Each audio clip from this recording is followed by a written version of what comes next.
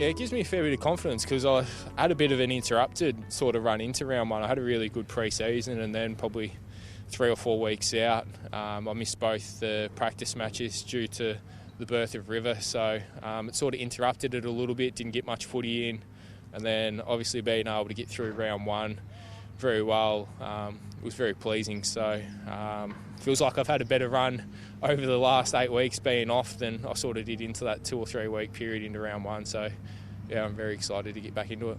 Yes, that is Jake Stringer. He's ready. The Bombers are ready. Full contact training has started. The AFL season is now only 15 days away from resumption, with the Bombers to take on the Swans at the SCG to restart the season. So things are certainly happening, and it's all very, very exciting. I'm Adam White. Welcome to Working Through It. We're up to episode 8. It's a bit different today. I'll get to that shortly. Sean Murphy will join us and he'll tell us about how all the guys are shaping up ahead of the season restart.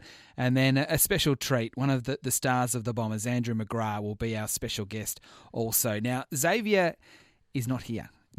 He will be coming, but he's not here at the moment because he's currently in a board meeting. So he's going to give us all the gossip straight out of the board meeting when he arrives, hopefully in around about half an hour from now. But we do have both James Hird and Jobe Watson to start things off. In about 15 minutes, we'll catch up with Sean Murphy. So if you've got any questions for Sean, give us a call.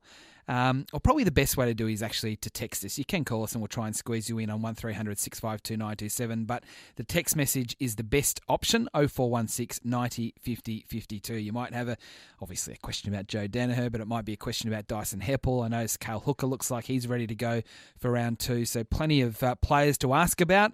So 0416 90 50 52, and we'll try and feed them in to Sean. And then a little bit later on, we'll do what we did last week, and we'll do the 10 questions where we'll have plenty of Coles vouchers to give away as well. It went really well last week, so we thought we'd do it again. But officially welcome in James Hird. Hirdy, welcome to the program. Thanks very much, Whitey.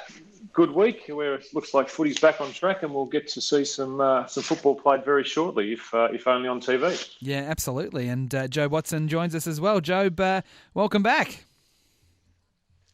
Yeah, thank you, Whitey. It is exciting to see. We've got the fixture out now, so we've got an understanding about what the first few rounds will look like, what the travel looks like, and I guess it's going to be a little bit different for players, and we can talk a little bit about that. But certainly very excited to see all the players back being able to train together, and had a chat with Zach Merritt today, and he sort of conveyed how enjoyable it was to be able to do, full ground training drills with each other, and to be actually able to do proper match simulation, as opposed to being in the groups of 8 or so that they were over the previous weeks. So, Hirdy, how do you feel as if the first sort of round is going to look like for the team as we prepare? And what as a someone who's coached the side, what would you be worried about? What would you be sort of planning, to get the side ready in this short space?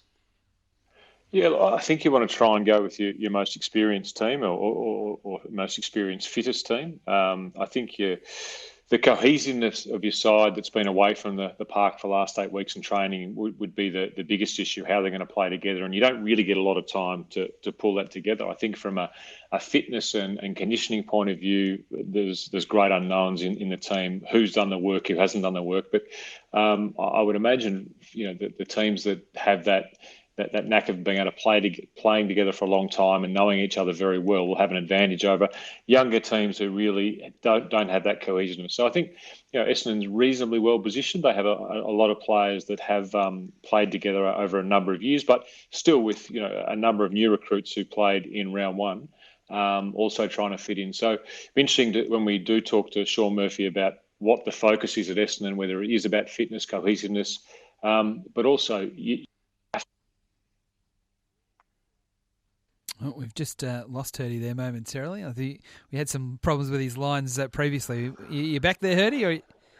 No, we thought he's been a phone man the last couple of weeks, Joe, but we thought we'd been able to fix the situation. I think it's because he's got too many kids and they're all on the Wi-Fi at home. I think we might have had some issues. Taking up all the NBN broadband, and I think one of the things, Whitey, that is going to be really interesting is that when this break that players have had, the cardiovascular training has probably been the easiest part of the actual training phase. But being able to do proper weights and being able to lift is probably been the most challenging, just because what you actually need and require to perform those sort of techniques isn't as easy as just running around. And so just wondering whether or not, when you're not able to do the proper amount of weights and physically get your body ready, whether there's going to be an early season correlation with soft tissue injuries, with players who are used to doing weights that actually manage the load on their tendons and joints and things like that. And it's going to be like many things that we're faced with in this unprecedented sort of preparation for players into a season. I think the injury rate is going to be something that's going to be really interesting. You saw today, the Swans announced that Buddy had sort of just nicked a hamstring as well. And I mean, we're obviously playing him and the Swans in the first game, but I just feel like it would have been the most challenging part of the training and conditioning phase for players, would have been the weights and that power and being able to replicate that, not being able to go to gyms. And it's going to be interesting to see how that is, how players perform with that, and the correlation between early injuries. It's really interesting you mentioned that, because I think, you talk about a long season, season's 22 rounds plus finals. That's why Sean Murphy's going to be so interesting, because you're almost going to have to sacrifice potentially the first 2 or 3 rounds to make sure your list is going to get through. Because if you go too hard too early and try and throw it on the park, the guys that aren't conditioned, by round 4 or 5, you might have half a list. It's that big a deal, and that's why I think players that have been around for a long time, been conditioned and used to the strains of AFL football, compared to young players, are going to be the guys are going to keep your team together for the year. Young players are really going to be the guys that just haven't done 4 or 5 pre-seasons are going to be a risk, I think, after 2 or 3 weeks off the back of a short a short pre-season. Well, we saw even just recently in the Bundesliga coming back, the German soccer league, there's been a really high number of soft tissue injuries with the players coming back off their break. So it'll be interesting to see whether that happens in the AFL. Jobe, I'm interested to ask you, obviously, unfortunately, you had that long part out of the game where you were still able to train, but there wasn't the contact work. There wasn't, when you came back and played, was your body different, and did it take longer to adjust to getting back into the normal training as an AFL footballer, as opposed to having a kick with your mates at St Bernard's on a Tuesday morning or whatever you were doing? Well, I wasn't doing that, but I think it really was, Whitey. It was the thing that I found the most difficult was the speed and change of direction, because that was just not something that we were emulating, or it was really difficult to do. And then also, the contact stuff was really hard to get that and to replicate that. And I just found when I came back, it was that sharp change of direction that I think was really hard to get back to, and also the contact work that you just don't do. And these guys, everyone's been in isolation over this period of time, and it's going to be a challenge for guys to be able to step back straight into it. And I think that is going to be one of the things that, along with and a lot of others, is how do players respond physically to the change of preparation. How do you do change of direction drills on a boat in Croatia, Joe? How do you? What do you put cones, or you dodge the mast, or what do you do there? I was spending a lot of my time changing direction, trying to keep people out of trouble. So that's sort of what I was doing. The dance floor is often, as I was working my way to the bar, you got to get around a lot of people, get through quick as possible route. And then the barista work, the changing direction, the barista work, going from the milk to the coffee and the machine, all that sort of stuff as well. The other thing that's very interesting, Joe, how would you go travelling on the day of the game, like Essendon are going to have to do, and on the same plane as another team, potentially Essendon will be going up, 7 or 8 hours before the game and have to, I imagine, hang out at a hotel or hang out in a hotel foyer or at a restaurant or something. It's not ideal preparation, is it? No, it's not. It's going to be. I mean, I actually didn't mind. I hated sort of staying around and hanging around in places before games. I just felt like it was a really difficult period of time to get ready, and you felt like you were sort of wasting time. So the travel part of it, I think would have suited me, but it would be. It's going to be very difficult and different for a lot of players who like the routine. I remember playing with BJ. BJ was adamant that he loved going, to Perth 2 days in advance. He had to be there 2 days in advance. That's why, because he wanted to play golf at Kooyonga or something like that. That's Friday. Probably.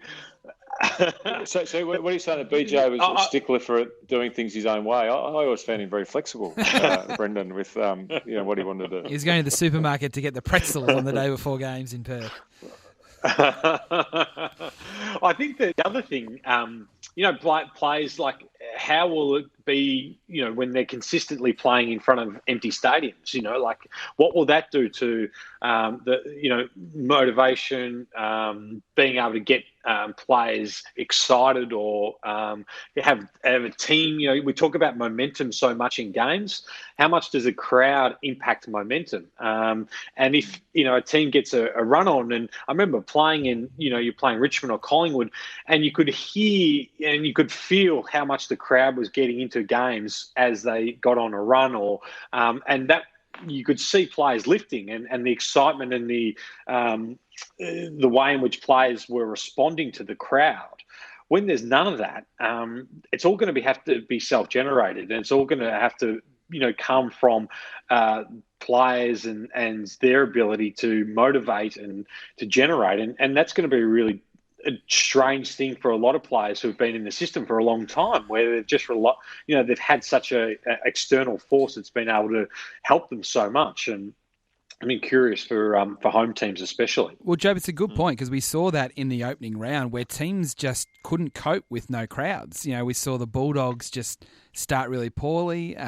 Carlton had that same issue in the first quarter against Richmond. It was obviously different. Some teams just couldn't deal with it. It was quite interesting. Hurdy, I've got a question for you. Now, Reece Shaw has put on the table that North Melbourne don't like Essendon, and they don't even like saying the name Essendon down at Arden Street. What's your experiences of the rivalry between the Bombers and the Kangaroos?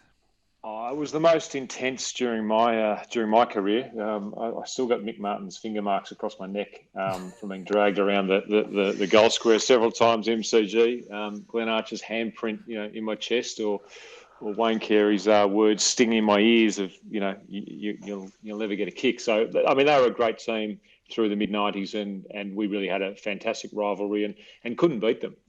From about 95 through to, I think it was 98, we just got terrorised by them, and it wasn't until the pre-season of 99 that we really focused on North Melbourne and what they were doing right, and wanted to be more aggressive, more skillful, harder at the ball.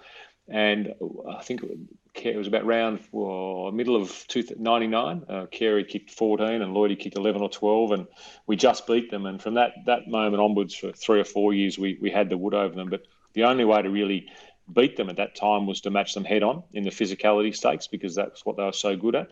And obviously the 1998 final with the famous marshmallow game, where Sheeds just decided to, it wasn't as though we were beating them. We were getting beaten up by them as it was, and he started to call them pink and yellow and white marshmallows to incite them even more. But the great master he was created more of a contest between the two teams, and there was a lot of respect from Essendon towards North Melbourne, but definitely a rivalry that we wanted to beat them whenever we could. So a rivalry's real, Jobe? Like we see, Essendon and Carlton, Essendon and Collingwood. We talked about Essendon North Melbourne. It was Essendon and Hawthorn over a couple of generations.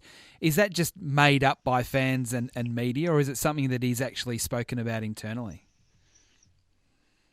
Oh, no, it's definitely not made up. I think that it's there. It's been there, ever since the games have been started 150 years ago when teams were playing and suburbs were playing against each other, and they're still there today. I think the players certainly feel it in the locker room. You talk about it, during the week or before games, about it, the team that you're playing, and you certainly recognise what it means to supporters and to the club when playing rival teams. And one of the fortunate things about playing at Essendon, it seems like there's been that ability to generate strong rivalries with clubs, or not just in Melbourne, but also around the country. We have a great rivalry against West Coast. Obviously what transpired in the early 90s with a couple of those finals and sheets, but then there's just strong rivalry, I think, with the Sydney Swans. Playing in some really close games with them, and it's always competitive. And I think that that's one of the great things about the football club, is that it's not only those historical rivalries that have been there for 150 years, but there's been these new rivalries that have formed through great contests. And you look at Geelong Hawthorn, like that modern day rivalry is being generated from two great teams who just competed and played in wonderful games against each other. And that's what a rivalry it's when you're matching the two best sides and matching it out against each other and just wanting to win, and the product is close games that are fiercely competitive, and that's where rivalries are born from. Yeah, really interesting. Now, when Xavier does join us, hopefully it won't be too long until he does. I'm sure you guys will have plenty to chat about again later on. But I thought what we might do now is go straight to Sean Murphy, who'll give us all the latest news with the guys back training fully with contact work. And I think a lot of Essendon fans would have seen the Bombers out on the track at Tullamarine, and lots of them. I think there's over 40 on the track at the moment, which is really good news, and that certainly wasn't the case at times during the summer. And Sean is on the line now. Sean, thanks very much for joining us. No worries at all. Thanks for having me. Now, we've got plenty of questions for you. We've got questions on the text message. We've got talkback callers, Hurdy and Jobe. I'm going to fire one at you and then let the guys go for it. How much better shape do you think this team is in now going into round 2 as opposed to going into round 1 when you had so many of those injury complications to start the season? Yeah, no doubt. The 7 weeks that we had off has sort of benefited probably half a dozen boys. That has allowed us to get them back on the track. Obviously, Heppel, Ambrose, Hooker, even Stewart is able to get a bit of a conditioning block into him.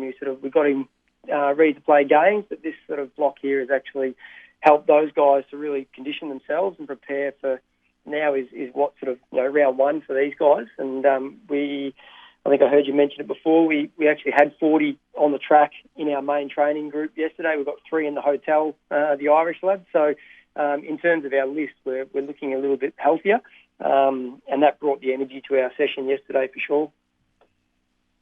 And Sean, you've really got 2.5 weeks to prepare for the first game. And having been involved in football, everyone thinks theirs is the highest priority from fitness, from welfare, from game plan, from skills. How have you managed to pull a program together to get the boys ready in 2.5 weeks? And what would you say is priority number 1?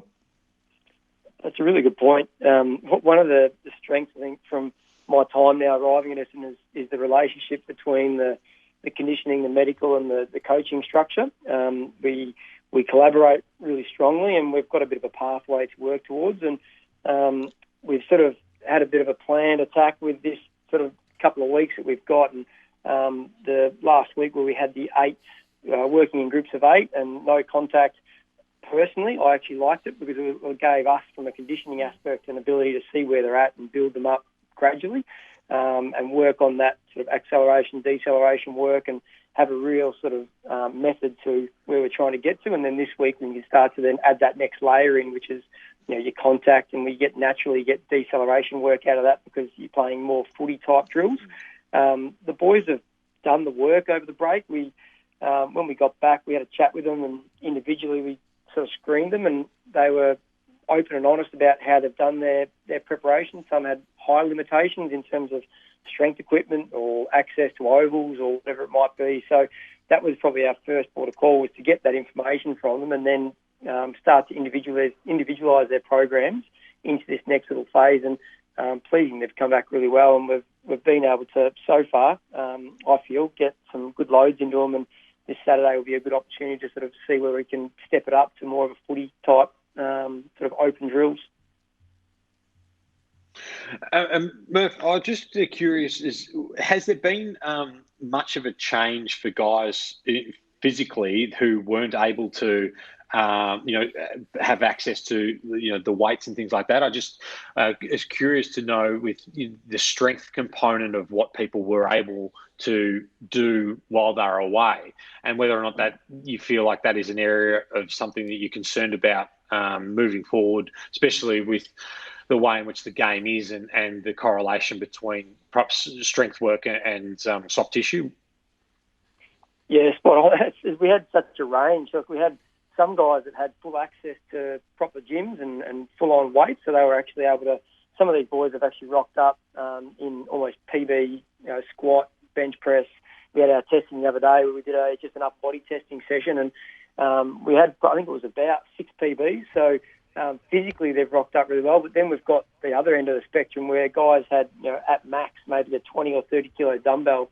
So we just had to try and do what we could to make sure that they got the stimulus they needed. One of our instructions over this break was probably the most important part, was run at speed. And the stuff in the gym is really important, but if you're not running at speed from a physical standpoint, from integrating back into your program, that's probably the biggest one for us. So the boys executed that really well, and that's allowed us to sort of step back onto the track. In terms of the gym stuff, Des, our head strength guy, has done an awesome job this week, and we talk about the balance between it. We haven't gone with the ego and try and get them back. If they've only been squatting 40 or 50 kilos, we don't expect them to be back squatting 150 kilos. We sort of have a bit of a method to try and build them up over this couple of weeks.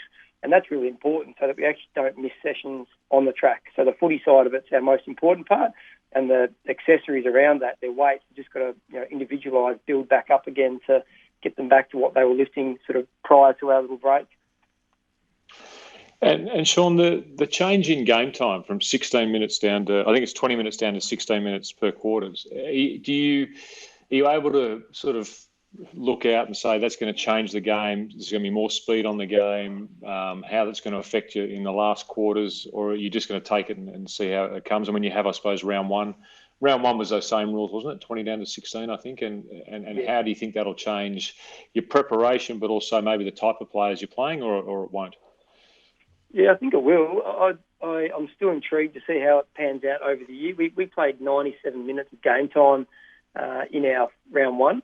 Now, that's about 30 minutes less than what we typically play in a typical game of the previous years. So 30 minutes, chatting to the boys, they recovered really well. Some of them said 2 days later they were ready to train. So now you accumulate, over 3 or 4 rounds, you're going to be a bit different. But it was really pleasing the way they bounced out of that. But in terms of the numbers, it was genuinely 20% less with the type of loads that we saw from a Axel decel, from our run numbers and our high intensity numbers. So I feel like it's going to help some players, and it's probably going to help some of our guys that are sort of had limited preparation. Obviously, the 7 weeks has been gold for some of the guys, but it may actually assist some of our guys coming back to play the game. And we had a couple of players that just for the time of the game, they only played about 65 minutes because of their rotation, and they got caught on the bench, which was about 65% game time. So the comments from the players that our training sessions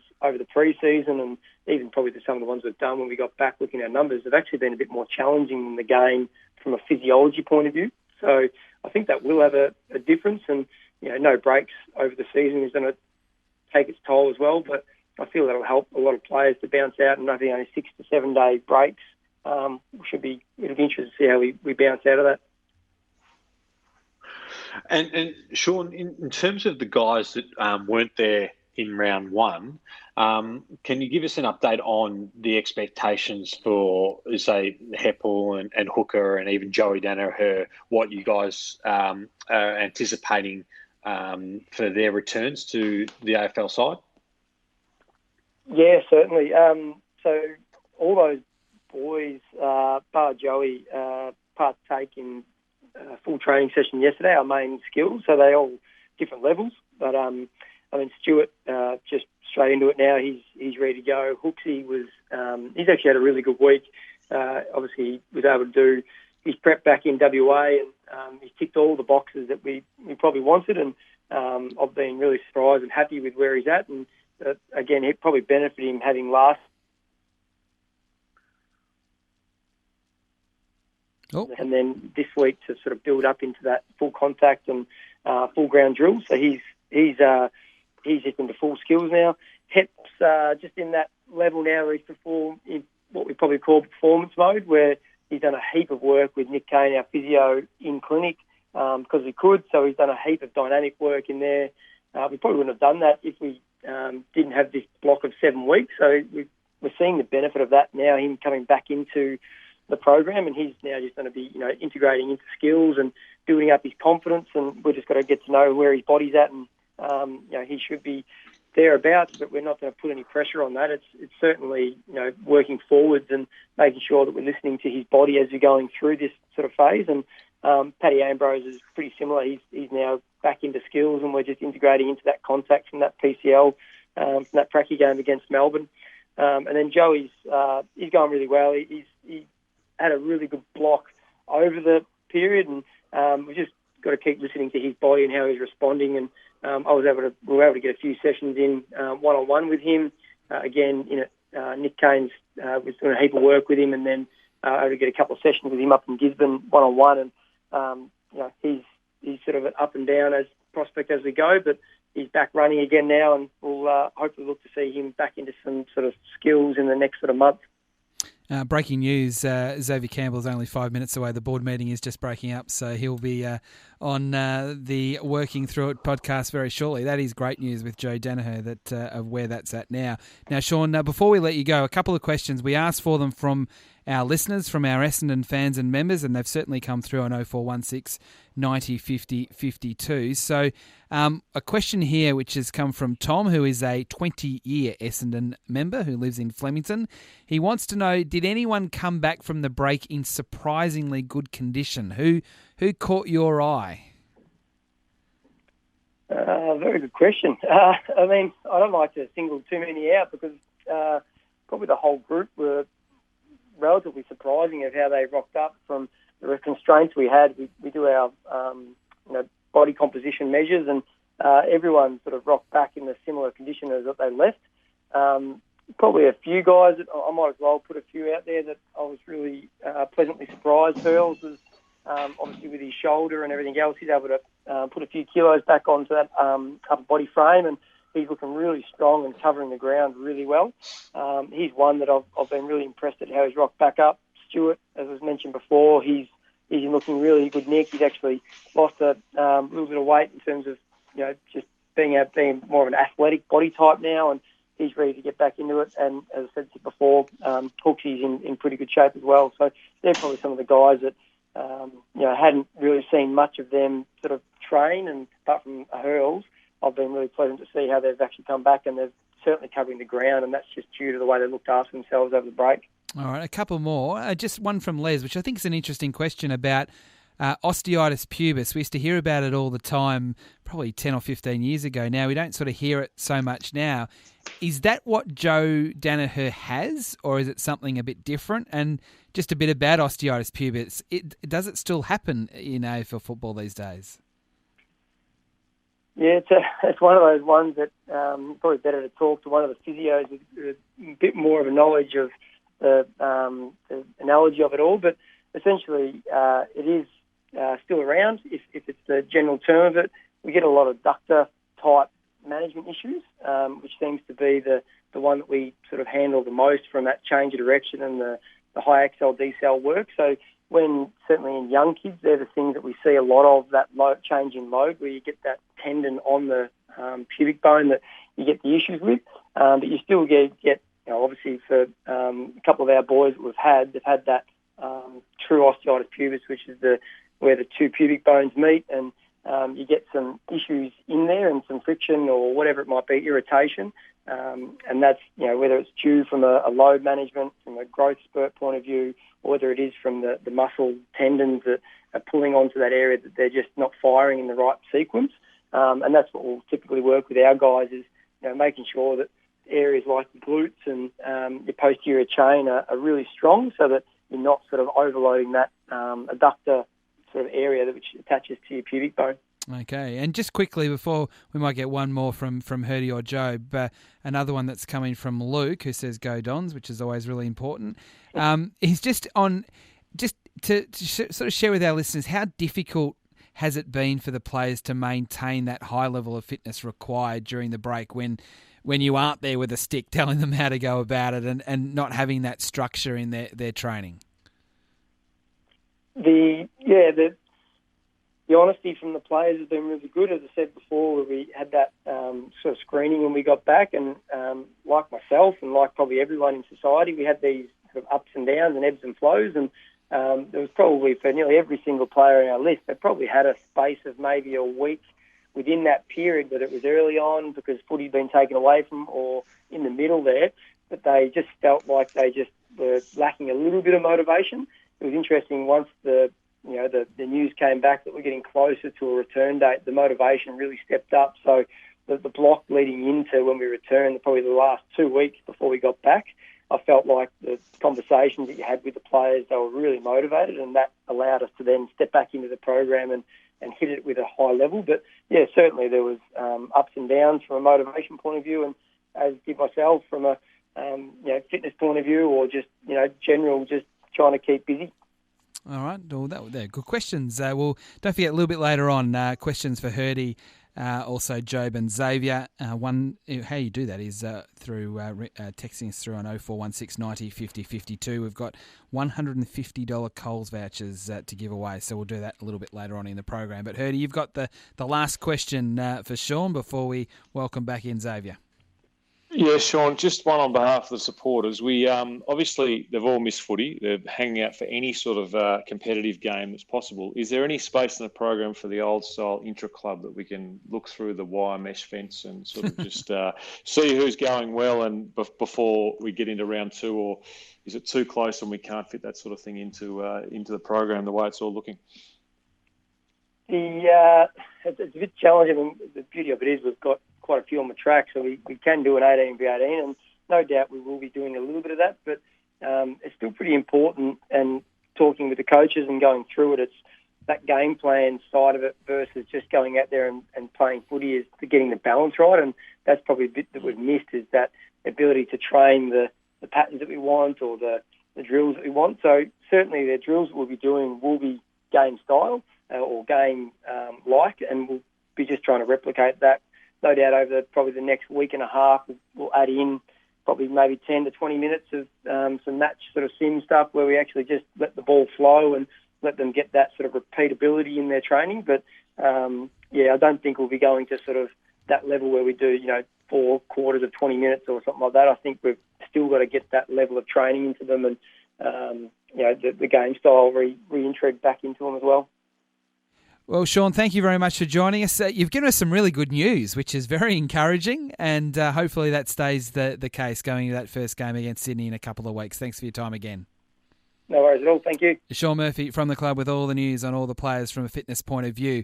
We're going to take a very short break. Don't go anywhere, though, because the star of the show, Xavier Campbell, he's getting ready. He's in position. The board meeting has finished, so he'll join us shortly. And also Andrew McGrath. This is working through it on a Wednesday afternoon.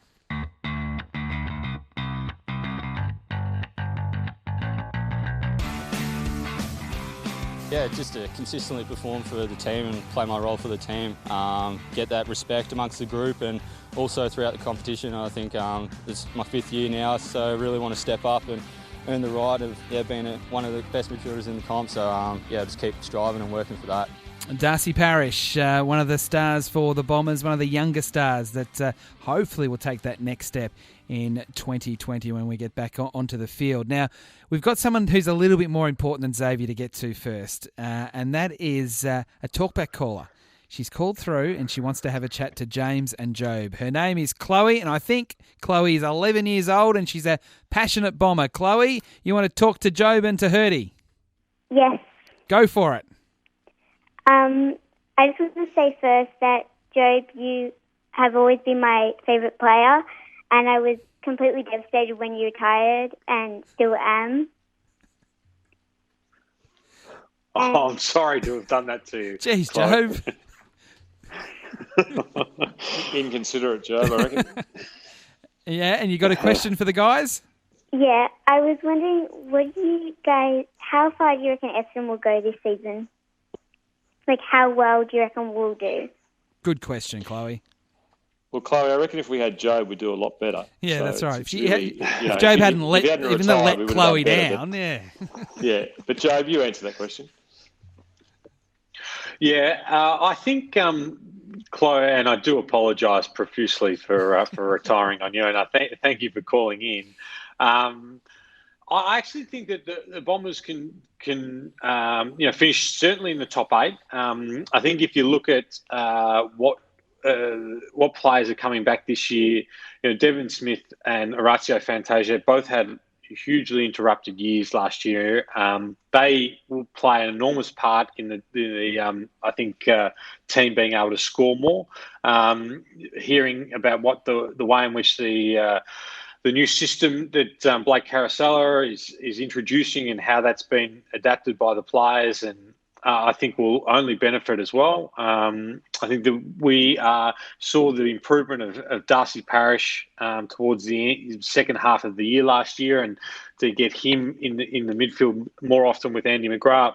I do think that the Bombers are capable of finishing in the top 8, and I think that especially this year, Chloe, that if you finish in the top 8, it's going to be such a different style of season and campaign that if the team is playing well at the right time of the year with shortened games and a healthy list, then there is no reason to think that if you're in the top 8 that you can't win the flag. And I think that the Bombers are good enough to be in the top 8, and certainly I think that if they're there, you wouldn't question anyone's ability to win the premiership from that position.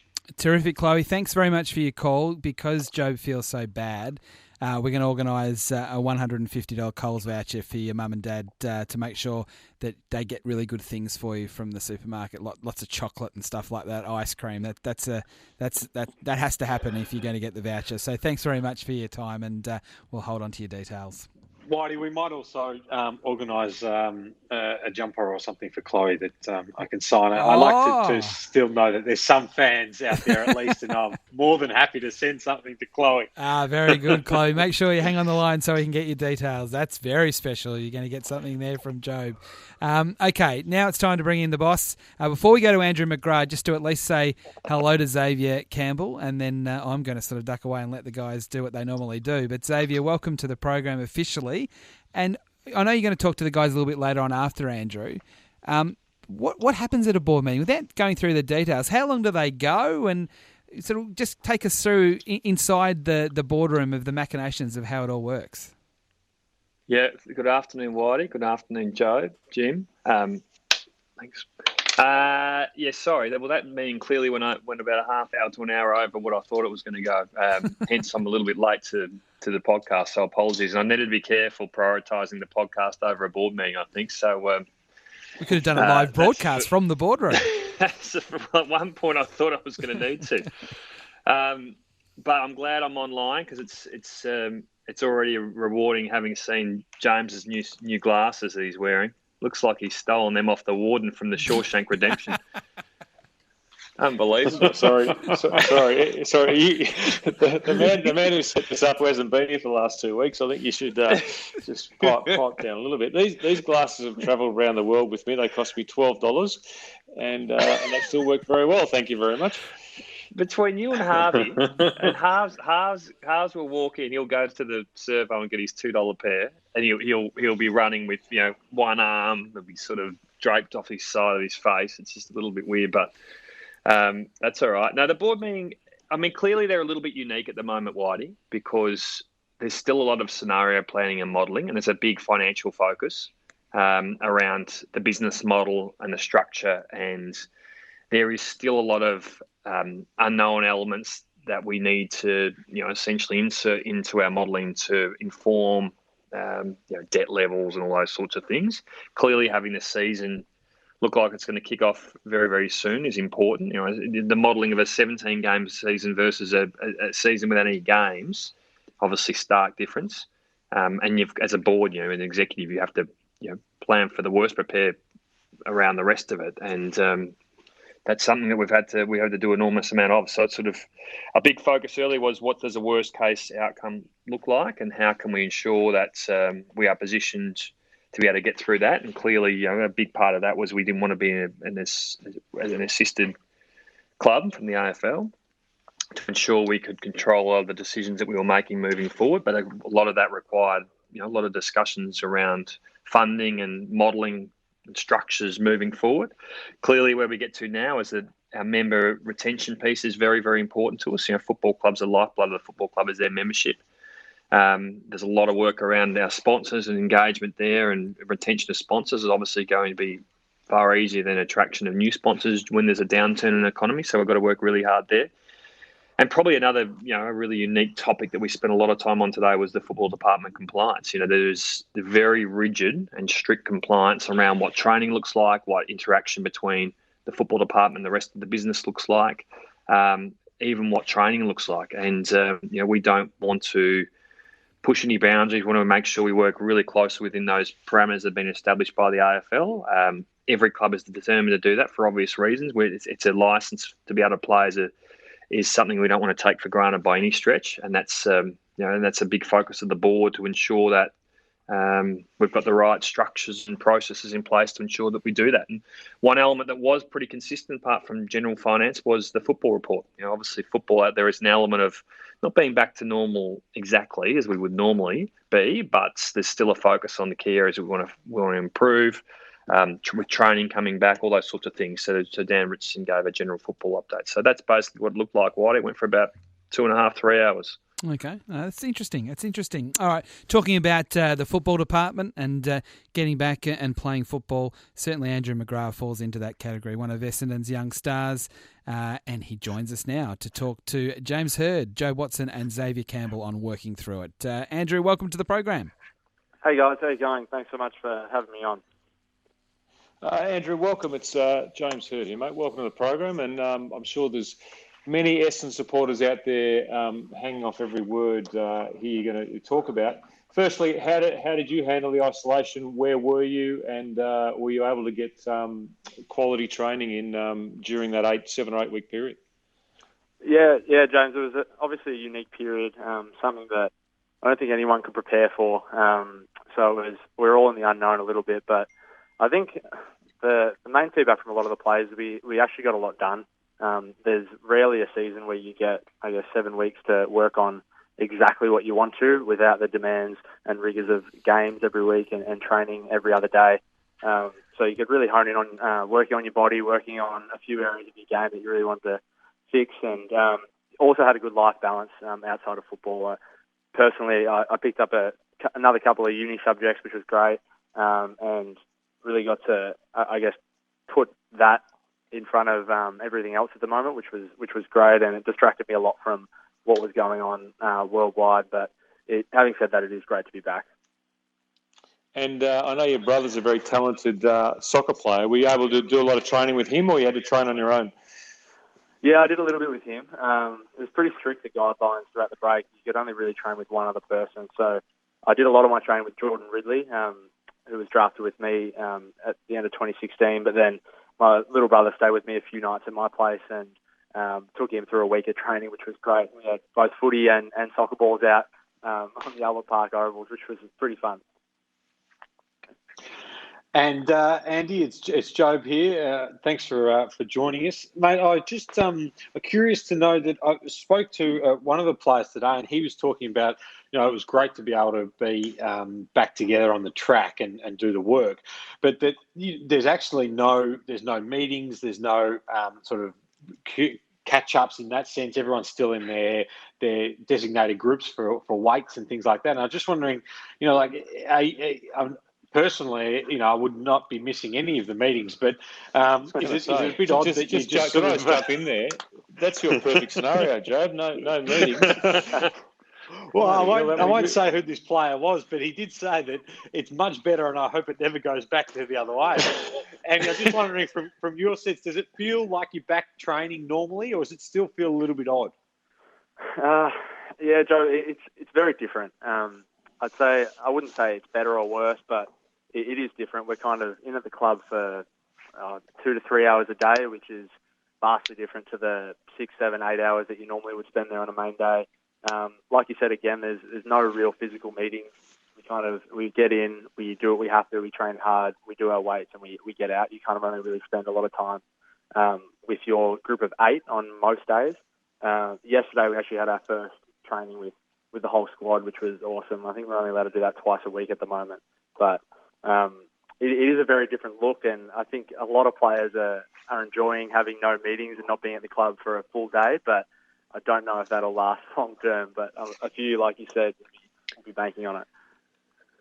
And Andy, just looking at the game plan, I mean, it seemed to have changed a little bit from last year, and with the influence of Blake Caruso and obviously Ben Rutten taking a more senior position.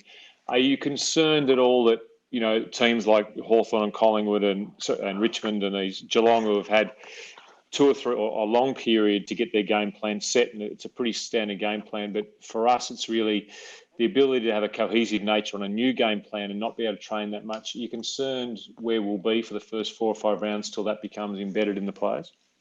I think with every new sort of system or adaptations in a game plan, it's going to take a little bit of time to master and become really proficient at it. I think over the off season we made a lot of inroads in the few changes that we did make to our game plan that were going to help us win and stand up in finals football and big games. So I guess to answer the question, I'm not too concerned. I think from coming back, we haven't really lost any of the knowledge that we gained throughout the pre-season, and I think our brand of footy will look very similar to what it did in the pre-season games, if not better. We're learning and learning every day, and I guess picking up new things and becoming more familiar with how each other moves and plays every session. So I think we'll just continually improve in that area.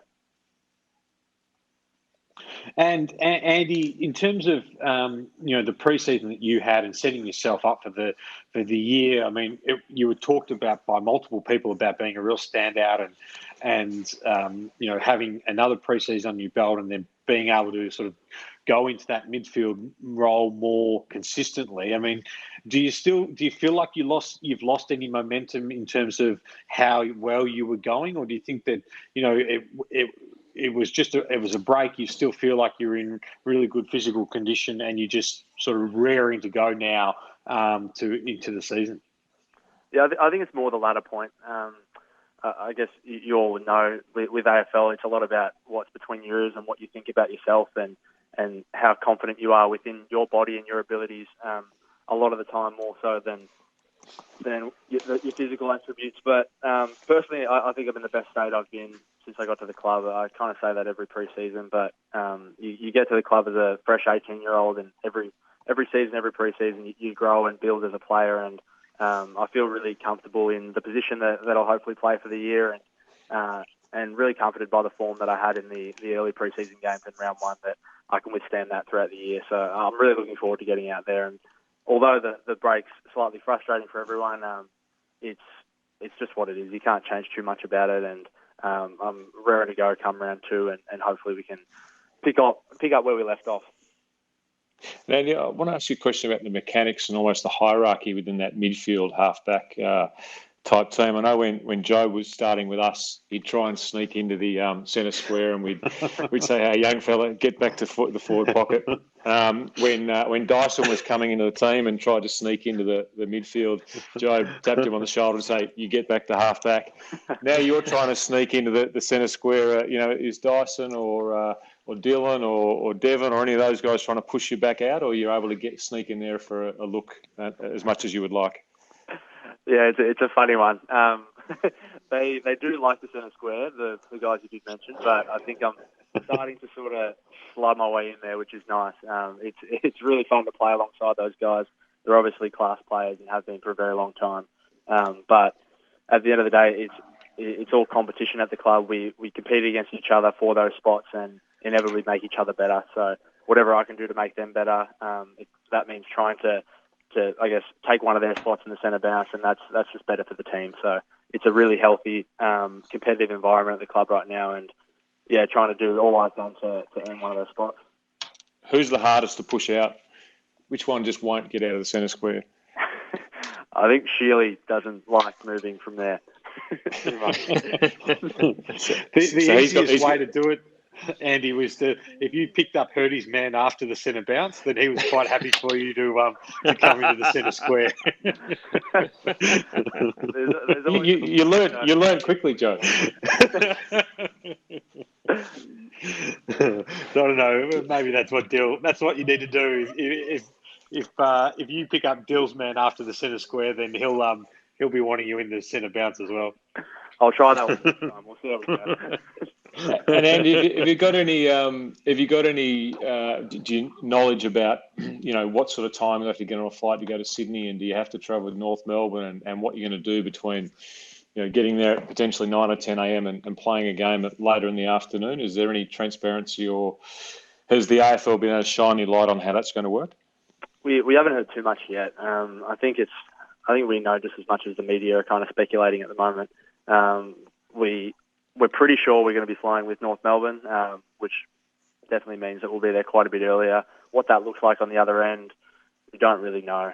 I think this whole season's a unique one, and we're preparing for anything really. So I don't think any team's really flown in on the same day and flown out that night, let alone have a 5-hour gap from landing to playing. So it'll definitely be unique and bizarre for us all, but I think every team's going to be in the same boat at some point in time, and hopefully we find those details out pretty soon, but it's not really something we're too stressed or concerned about. Well, Andrew, thanks very much for your time. We really appreciate it. I'm sure you're really looking forward to getting back and playing and not training. Fingers crossed it all goes well and you bounce the ball against Sydney in a couple of weeks. No worries. Thanks, guys. Can't wait for it. Andrew McGrath joining us Andy. on working through it. Before we go to a bit of a break, both for Hurdy and for Jobe, describe to us how you see Andrew McGrath as a footballer, because he's quite unique in the way he plays. He can play a variety of different roles, but how would you describe him? Where do you think his best role actually is? Yeah, I think that for me, his best role is going to be wherever the ball is going to be, and so I think that he's progressed to the stage now where you just want him around the ball as much as possible. Like when he first arrived at the club, he's an incredible one-on-one defender. Incredible one-on-one defender because of his athleticism and his competitiveness. But he's too dynamic not to be in and around the centre bounce, in and around the ball. And that's where I would be playing him. And you never wanted to expose him there too early because he had to build a body and he also had to build a tank, which I think that he has. But I would be utilising his sort of freakish athletic attributes and his competitiveness around the ball as much as possible, and that's why I play him in the centre square. And as we talked about last week, the midfield for Essendon, it's about balance and it's about complementary balance, and that's the key to I think how the midfield should look. It's about placing players who complement each other's games. And I would put Andy in there and I'd complement him with other people around him that make his strengths even stronger. And that's the key, I think, for the dynamic of the midfield. Yeah, I definitely agree with Jobe. I remember when Adrian Dodoro recruited him, it was about his talent and his also physical ability, but his work rate and his ability to learn and just get better and better once he was in the system, I think was something that really appealed to Adrian. So I think he'll play across a number of roles. I think midfield will definitely be his main role going forward, but you just see the class of the kid and the way he plays his footy, but also the stories you hear about his work rate, his work ethic, and also his ability to learn on the job. I think the sky's the limit for someone like Andy McGrath. Yeah, he's certainly a very exciting player. Now, if you want some text messages to be read out, questions for the guys, the number to text in is 0416 90 50 52. We'll get to them shortly, and a reminder that the best text will get Coles vouchers valued at $150. So we'll do that. Hey, Whitey, yes. just quickly, is Xavier still on? Is he actually in this show, or did he just jump off the board and go back out? I've taken the opportunity to take over, and Xavier's just sort of, just off to the side. He's still there, is he? Okay, he's there. Sorry, Whitey, I'm still mesmerised just staring at the Hurdy's spectacles. I can't take my eyes off them. Jobe and I have got a side discussion happening on our SMS, just talking about them. It's quite incredible.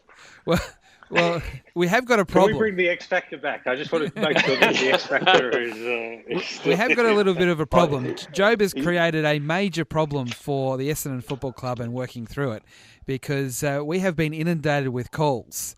And calls from a lot of youngsters that are all saying that Jobe is their favourite player and they all want a jumper.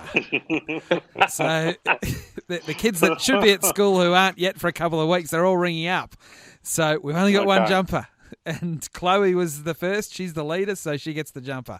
So we'll see what we can do a little bit later on. But we got to remind everyone too that talking about Andrew McGrath being a number one draft pick, and Hurdy, you mentioned Adrian Dodoro. The final Dodcast episode is out now. It's episode 8, where Adrian answers Essendon members' questions about the past, present, and future. Apparently, Adrian says it's a must-listen episode. It is the last of the series, and he's already working on series 2. We hear. So I think the only question Adrian Doro needs to answer is that haircut he's had for the last 35 years, because it has not changed. That's the first question, and the only one that's really important. Yes. We're going to talk to someone. We're going to go a bit more serious after this on working through it. It is a Wednesday afternoon. For all Essendon fans out there, we'll be back in a sec.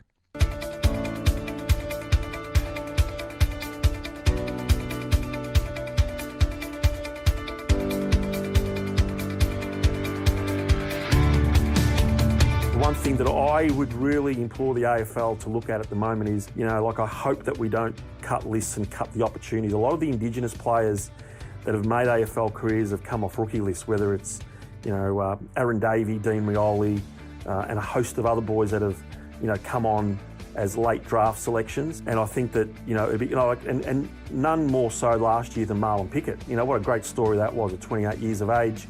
We picked up in a mid-season draft, late in a draft. Now, had you have, cut list sizes down last year, he possibly wouldn't have been the story of the year.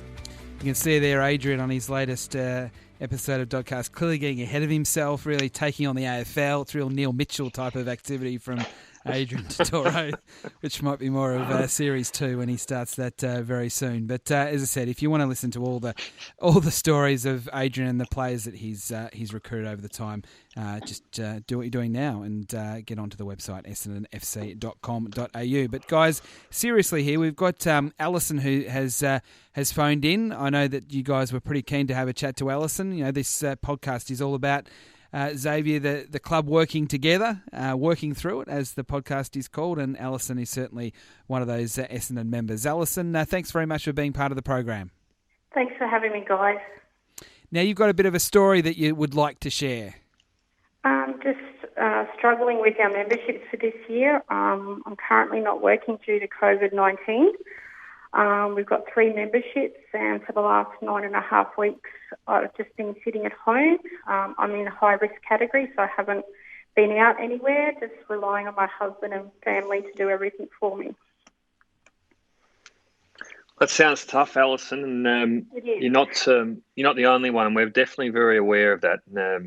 Obviously, the club launched our Back a Bomber campaign a couple of weeks back, and Andrew Welsh was on the show and playing a really big part in helping provide some funding toward that. And Michael Hurley before him a few weeks earlier with one of our other loyal members. So we'd love to put you into the Back a Bomber campaign and cover your membership for 2020 because you've been a long-standing member, a very loyal member, and we can't have enough of them. So we really appreciate all the work that you do behind the scenes for us. I really appreciate that. It means a lot because, we love supporting the football club, but at the moment it's just not a reality that we can extend ourselves to do that. And Alison, it's James here, and thank you very much for all your support over the time. Just a question on the football team. What's your favourite game you've been to, or your favourite memory of of the Essendon Football Club over the time you've been supporting and a member? It would have to be the 2009 Anzac Day game with David Zaharakis. Very good memory. Were you there? Yes. You were there? Fantastic. Yes, well, I'm sure Zach is listening, because Zach loves his name mentioned. So that's. And we watched it this Anzac Day since we couldn't go. Obviously, this year we sat at home and watched it all over again. And Alison, how did you become an Essendon supporter in the first place? I met my husband in 2000. I moved from Queensland to Melbourne. And my first game I ever went to was in 2000 with him to a game on Mother's Day. And ever since then, 20 years later, I'm a fully fledged member and obsessed with football. You chose a good year to come down and start watching games. Yes, that's what everyone said. You just jumped on the bandwagon. Oh well, no. I mean, we certainly appreciate it. All the supporters and understand that people are going through difficult times at the moment. So, thank you very much for your continued support. And it is humbling as a player to know how much the football club means to people and how big a difference it makes to people's lives. And I think that we want supporters to know as well that how important that the players view them and how thankful that. All the players are that they get so much support from people and how loyal the Essendon supporters are. And I certainly felt that in my career. So thank you for being such a wonderful supporter of the club as well. Thank you. Keep your head up, Alison. Thank you for your great support. I think we might even have a Coles voucher there, do we, Whitey, that we'd be able to shoot to Alison as well? Throw one of those in too, you reckon? Why not? All right. Well, you're the boss, so whatever you say goes. So no dramas. We'll do that. No problems at all, Alison. Thank you very much. It's interesting, isn't it, guys? Through this period, I think players had always been accused of maybe taking fans for granted at certain stages, but at every turn and every play you listen to from any club now, they do continually talk about how much the fans mean to them, and I just think it's great from an Essendon point of view. Well, firstly, what Michael Hurley did in guaranteeing some members their memberships, but every player we talk to about how important the fans are, and even for Jobe to talk about, the fans are the lifeblood of the club, and I just think it's great recognition from the club. So well done to you, Xavier, and the club for doing it. Yeah, well, thank you guys for getting on board. I mean, even just something like this, we've always spoken about how this, COVID-19 wasn't going to discriminate. Everyone was going to be impacted in some way, shape or form, and some are impacted more than others. And that's, we're a family as a footy club, and we want to try and get all our members through. We appreciate some.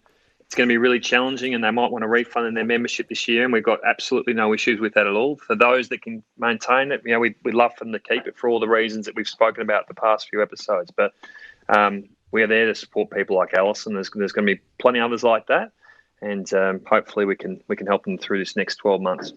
All right, the questions, the texts for Xavier, James and Jobe aren't too far away, so 0416 90 50 52. I'm watching them just flood through at the moment. There's some really, really good questions, so we'll get to them shortly. But before we do that, I know Xavier wants to have a chat to both Hurdy and Jobe after missing the start of the program because of the board meeting. But we've also got, and we've got to do this now, the Coles mighty moment, and this certainly is a mighty moment.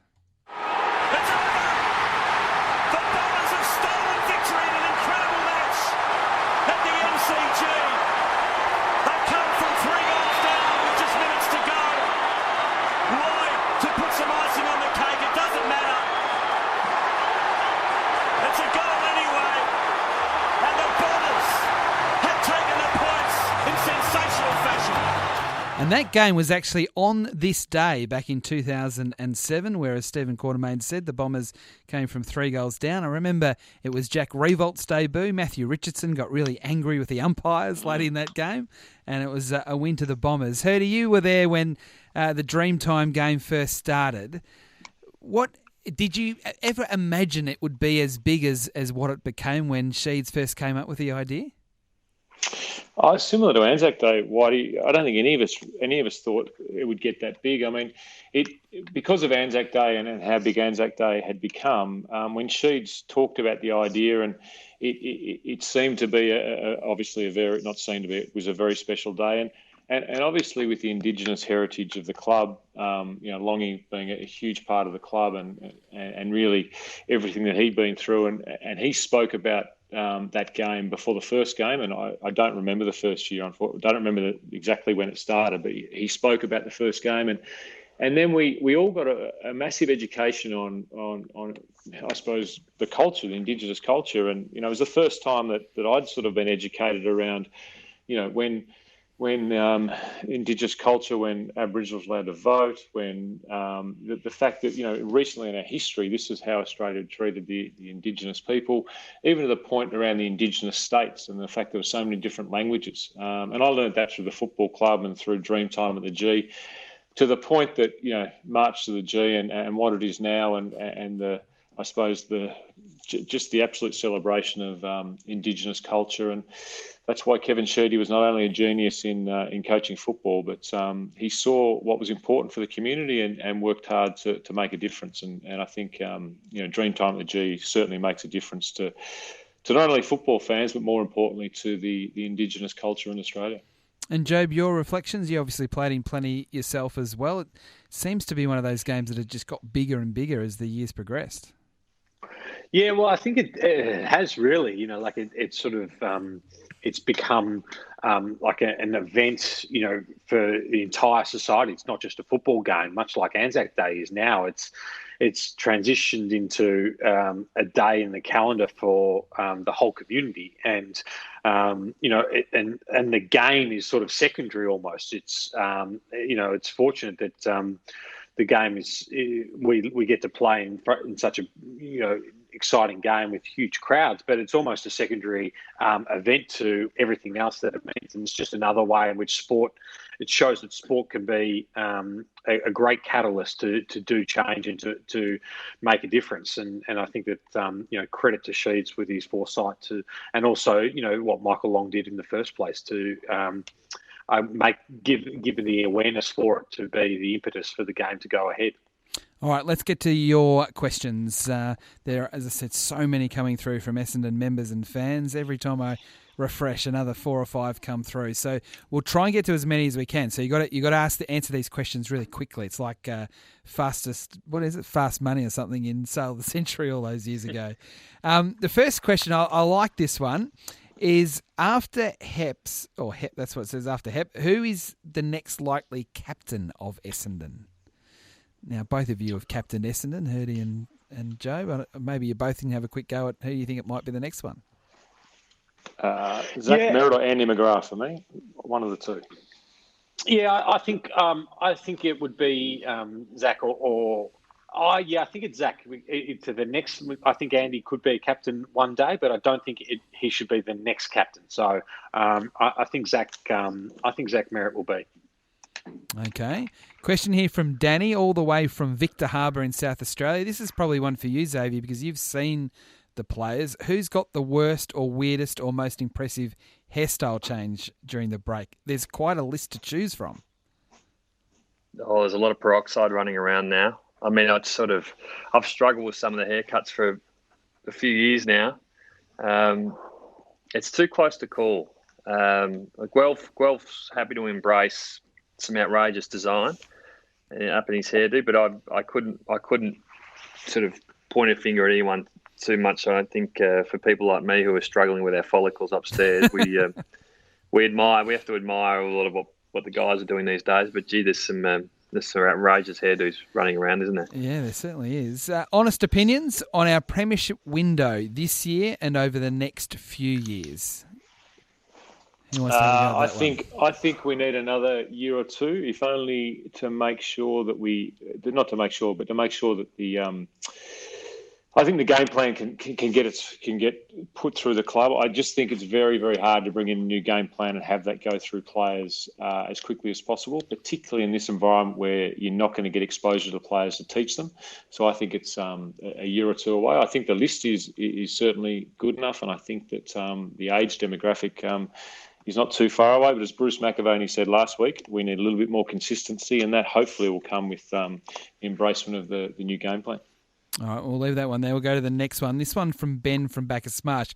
It's similar, and it's sort of been answered, but I'll sort of throw this one maybe to you, Jobe. My question is, what do you feel, this is from Ben, are the main reasons Essendon are not quite at the top level like the teams like Richmond, Geelong, Collingwood and so forth?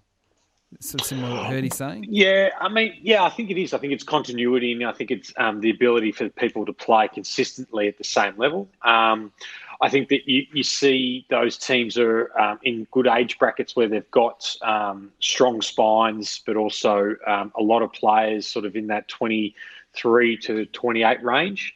And I think that they've played a lot of footy together. And as Hurdy's touched on, this side, we brought in 3 or 4 players from other teams who take time, even though they're mature players, and we're trying to bring in some other young guys as well to get them to play together.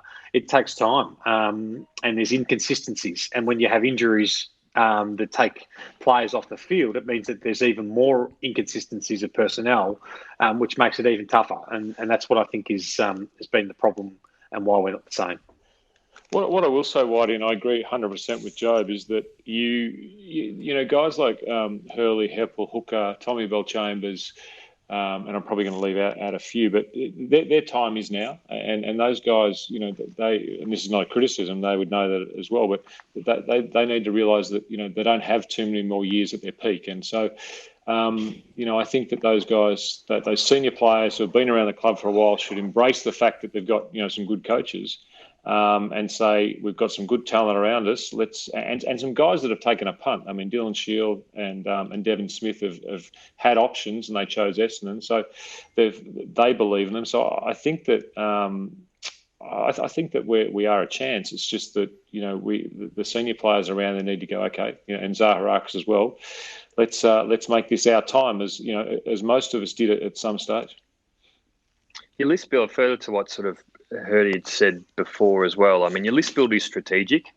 I sort of referenced this a bit, but when we played West Coast last year in the elimination final, I think our average games played in that team was about 75, and West Coast's average games played was about 137 or 138 or something like that. So in effect, it's every player on the West Coast team had something like 2 or 2.5 seasons more experience than our guys. Whereas this year, with the continuity we've been talking about, there's not as many interruptions as like we've had in the past. We get up to, what will be sort of mid-90s in terms of average games. So you start to, when you look at the premiership teams of the past 10 or 15 years, I think the average games sort of sits in between around 110 to 140. 140 is actually starting to get quite experienced and almost pushing over the other end. But that's sort of an important benchmark as well, and something when you think about the list management strategy and working about, that is something that you do spend a bit of time on, looking at demographic, age, games played, as well as obviously the obvious piece around positional depth and things like that. And the other thing too is having 40 players out on the track, yesterday. That's huge. Don't underestimate how important that is going forward, particularly in a year where you would think there's going to be more injuries going forward than normal, just because of the preparation and the condensement of the games.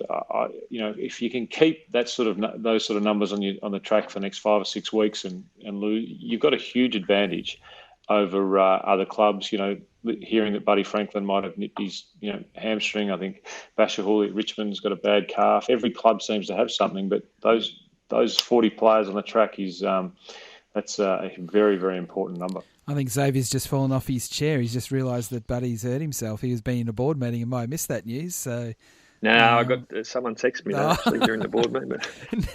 Now I've got I really like this text. This is from Janice, who's an Essendon fan and member. Hi guys, firstly thank you for these fabulous podcasts, particularly James and Jobe for continuing to give back to the club. I've maintained my membership, but like many, have no work or support to be able to have Foxtel. Is there a chance that non-free-to-air matches can be screened through the Essendon website? That's probably one for you, Xavier. I can say I think this is a very good idea. Xavier, this is actually a really interesting point, because the English Premier League, they're demanding, I think there's a couple of games on pay TV, they're demanding that there are a lot more games on free-to-air than were on free-to-air before. And I think it's a great point, because, if you didn't have pay TV, you could go and watch the game live, but now you can't watch the game live. I think it's there is a fair bit of restriction on who can see the game, and I know Fox are going to have the alternate view. They're going to want as many people to sign up as possible, but it's actually a legitimate argument that I think you could call the ACCC in, couldn't you? Xavier, with your power, you could get on the government and get an ACCC, whichever one it is. Anti-siphoning. Yeah, it's definitely front of mind, Whitey. I mean, obviously, we're very lucky. I'm sure we'll talk about the fixture in a minute, but our first 4 games post the restart are all Channel 7 games. I think we might even be the only club to have, to have been given that opportunity. So that's something we won't be taking for granted. It's great for our fans to be able to see it. I know that the league has been working closely with the broadcasters.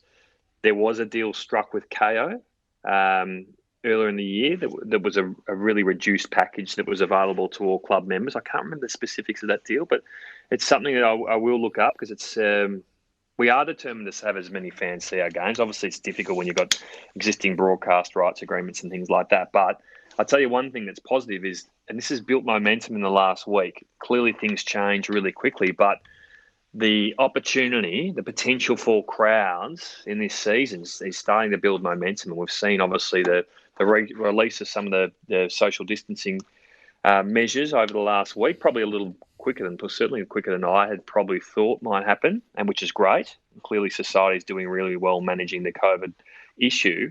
But if we can keep that going, I mean, the potential to have our members come back, even if it is in an unusual form with social distancing and things like that, that would be fantastic. I mean, that's got to be our number one goal, obviously. I know that you guys want to have a bit of a chat before the end, but I'm conscious to try and get to as many texts as I can because there are literally hundreds here. So I'm just trying to sift through as many as I can. There is one here for you, Xavier.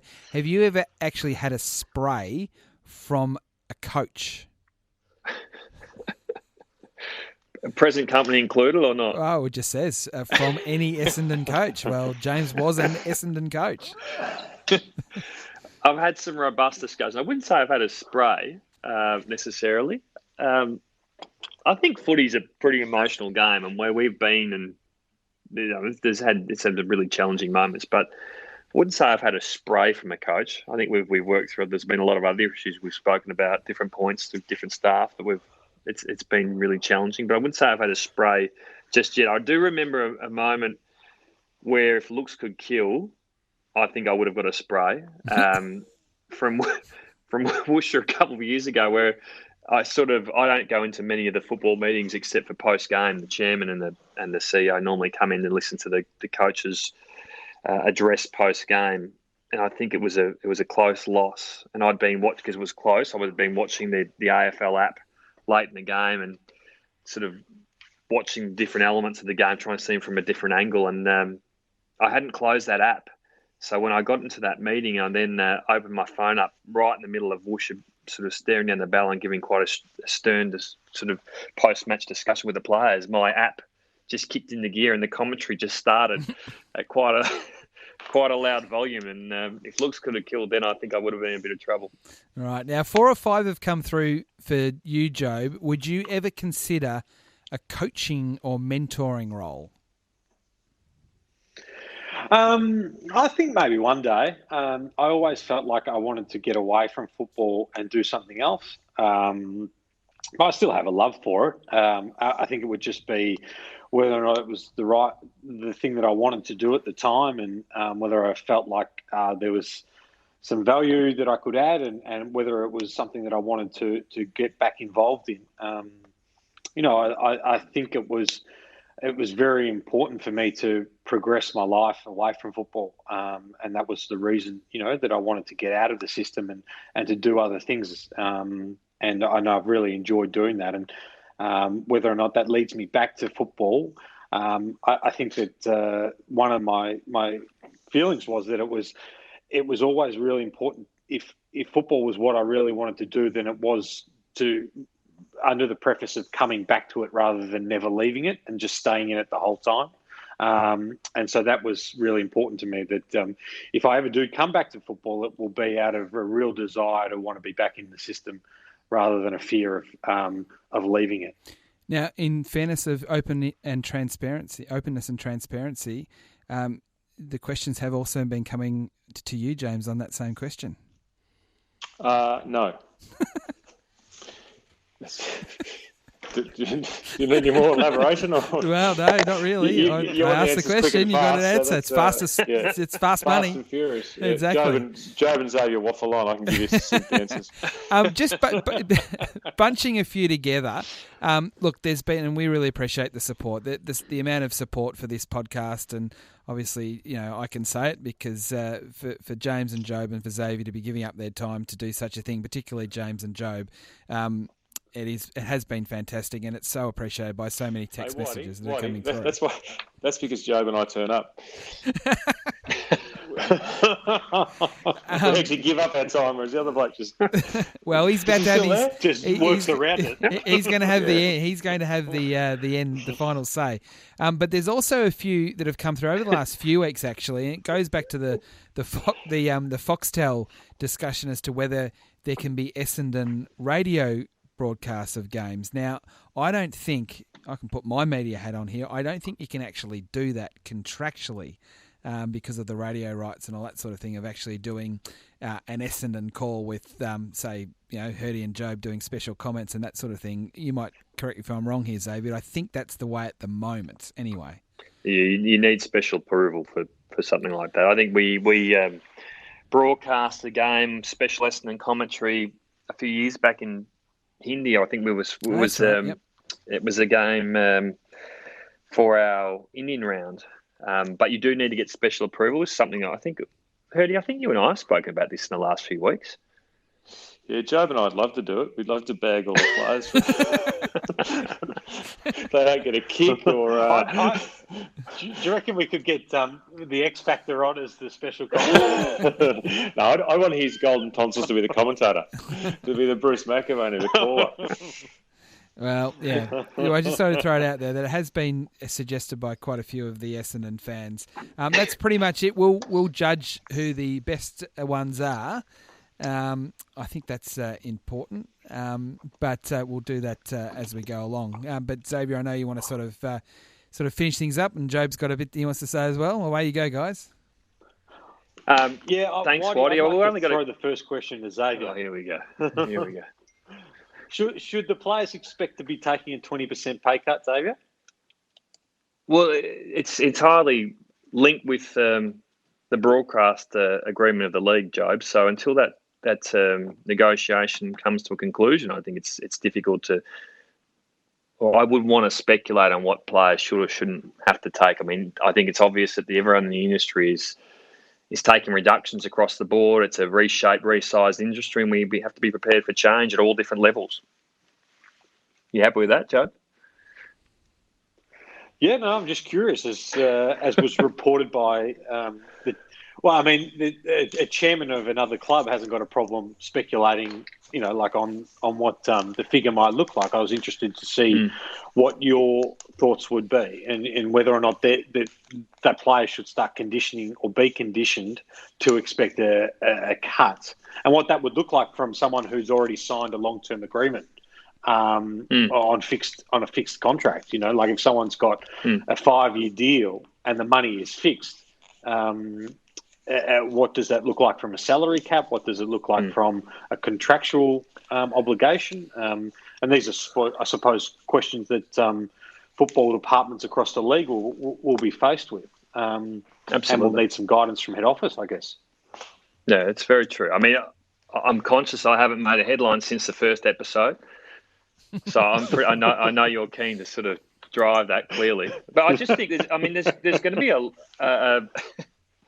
there's a reduced pool of funding and revenue going to be coming into our system over the next 2 to 3 years. I think that's obvious for everyone. And there's a whole lot of agreements that have been reshaped and reworked. I mean, it's sort of, I'd imagine it's probably, the equivalent of 3 or 4 years of agreements being condensed into a really short, maybe 3 years of agreements being condensed into a 3-month period. When you consider the CBA, the funding for the clubs in the short term, there'll be a medium-term funding distribution piece that has to be sort of structured again, the broadcast agreement and what that looks like moving forward. So there's a lot going to change. But I think generally, if you consider the complexity of the of the negotiations that have taken place so far of, the contraction of the industry.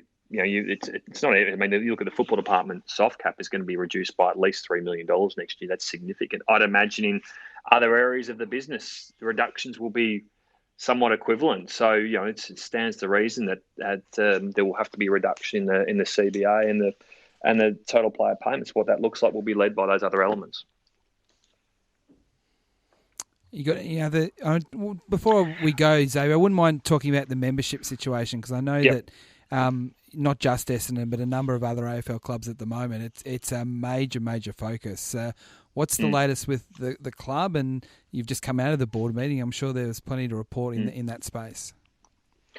Well, the membership, we only launched our membership campaign obviously last week. We spoke about on the show, or the last couple of weeks we've spoken about, we only launched it formally last week, and the response has been extraordinary. I just am amazed at the support, the members. Obviously their connection to the football club, there are reasons why members sign up, and they're all different reasons for why they sign up. It's not just about going to games and things like that. It's this connection to a football club, and the amount of messages, clearly the overwhelmingly positive response to pledging and maintaining membership this year has been really, it makes you feel quite emotional, because it's just clearly means so much to people. They know the challenges the clubs have got. We know that a lot of people are in hardship as well and have different pressures, so we're very appreciative of that. One thing I would say on that, White, is that we've only communicated so far with about 25% of the member base, which sort of staggered as we'd said we would, because we wanted to be able to manage it appropriately from a resourcing perspective. So for those members that haven't received that formal or official communication from the club, it is coming, don't worry. And there are a lot of calls and emails that we have to respond to. So we are working our backsides off in here to get to that. So they will come, but the response has been quite phenomenal. And on behalf of everyone at the club, I just thank the members. They're just an incredible group. Well, it seems like a good final word. Is there anything else anyone wants to say before we say goodbye? Nope. No.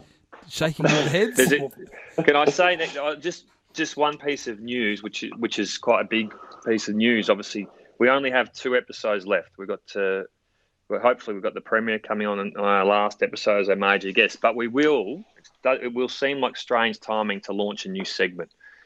But for next week and our final show, we'll have a new segment called Who Wore It Better? And I wasn't sure what the segment should be titled. I consulted with a whole range of different past players from the late 90s, 2000s, to try and work out some sort of common denominators amongst my two co-hosts here. And what it was obvious, and James's glasses are probably sort of speak to that as well today, is that neither had a great level of dress sense. And there are some footage, some stock footage that and images that someone in the club's got access to that we'll be able to bring, and hopefully our fans can vote on that, because there's some outrageous outfits that we're going to see over the next couple of weeks that will bring a smile to a lot of people's faces, right, and a lot of confidence when they go out next time in public and dress up to an event knowing that they dress better than a couple of hosts on this show. Right, okay. Well, I've got a couple of comments to make, Whitey. Firstly, Jobe, I'm not sure he knows what he started. Because I know you have a very deep mind that is very disturbing sometimes, and so Xavier, I'm not sure what you started, but interesting, Joe. I didn't realise the podcast is finished. Xavier's now sacked me twice, once as a coach and once on the podcast. So been sacked twice by the same bloke. So thank you, Xavier, for that. Really appreciate it. Well, based on the text messages that have come through, particularly over the last couple of weeks, Xavier, I think you'll be a very brave man to stop this podcast. There's a lot of people that are expecting this to be going right the way through the season by the look of the text message traffic. But we'll talk about that at another time. Thanks, guys. Appreciate your time as always. Instead of calling him the X Factor, he might be the executioner from now on. That's right. With his track record. That's exactly right. Thanks, guys. Have a good night. Thanks, guys. That is the end of another episode of Working Through It, episode 8. So Xavier Campbell has just said there's 2 more to go, which will make it a nice round number at 10. We hope you enjoy the rest of your night, Bomber fans. As I said at the start of the show, it's only 2 weeks until you can watch them back in action again. It can't come quickly enough. Have a good night. We'll speak to you next week.